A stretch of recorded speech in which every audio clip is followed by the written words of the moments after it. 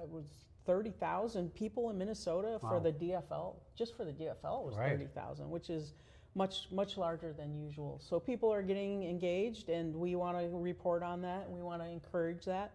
So elections are coming up, so you need to be prepared. Yeah, and in many cases, there are things you can take care of on election day, but you want to make sure you've got the things that you don't have ready to go in place. So we were talking, I'm going to reach out to one of our Blue Earth County has their elections guy, and I was an election judge a couple of times, so I know he knows his stuff.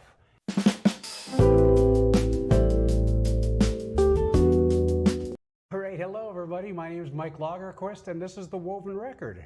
And I'm Becki True. We just had a caucus here in Minnesota, which is a different kind of thing than a primary, where people get together and from their neighborhoods and by precinct, and they discuss what's important to them and what they'd like to see in their particular party platforms, and what issues they'd like to promote, and then they elect people to be the party representative from their area to go on to the next phase, which is going to be the county committee convention. Yeah, the convention. So that'll happen next month, and then it just moves up the organization. Right. So yeah, getting involved. I was 30,000 people in Minnesota for the DFL. Just for the DFL was 30,000, which is much larger than usual. So people are getting engaged, and we want to report on that, and we want to encourage that.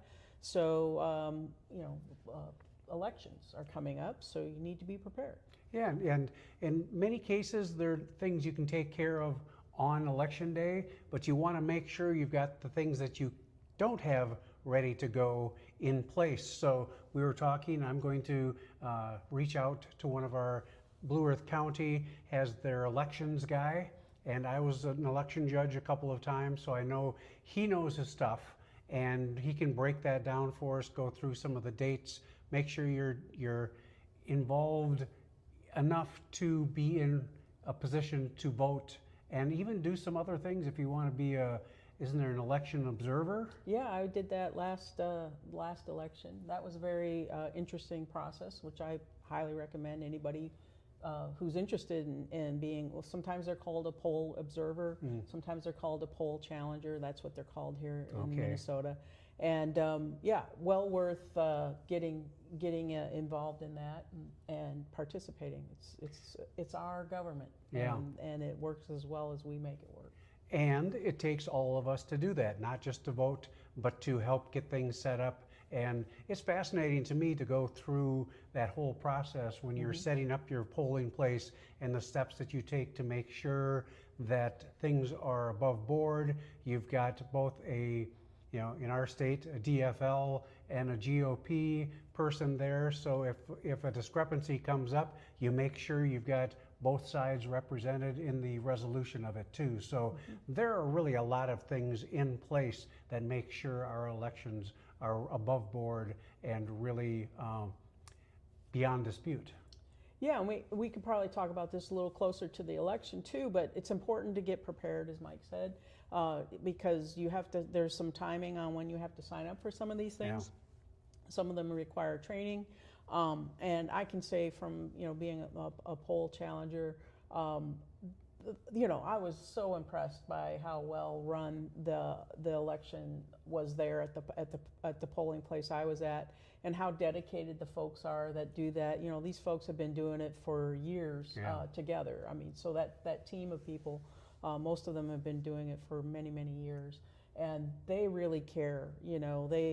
Nobody wants to have their boss over their shoulder or QA looking at them, but that my role was to watch and report if there was anything that looked out of bounds, and everybody wants to do a good job. Nobody wants to I'd say most people don't have any desire to do any shenanigans with voting.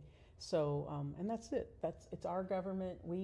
It's a beautiful thing, really. that it's run by citizens instead of the government itself. Yeah, and the last thing, of course, is to make sure if you are homebound, if you are without a vehicle. I do volunteer rides, and it amazes me how many people get by on their everyday life without having a vehicle. Make sure that you've got a ride arranged. There are a lot of services that provide that. Check that out first. Find, the Secretary of State's office is always a great place to start because they've got the general overall answers to your questions, and then there'll probably be links to each of your county offices and that sort of thing. So the resources are out there. Just make sure you've got things in place the day of. Yeah, we'll link to some of these resources, like vote.org is a great one to make sure that you're registered, because you might think you are and you're not. Make sure that you have the right address and what your polling place is and the dates and so forth. So we'll link to that. We'll link to the Secretary of State for Minnesota's office, and then I think we should help people arrange those rides. Definitely. And so we'll promote that. And if you want to be a captain of rides, we'll make an arrangement that you can sign up and help make that happen. Please come back and enjoy our videos, because we are out here building community, and we hope that you'll want to be a part of that. Yes, subscribe, and check out the links in the description below. We think you'll like it here.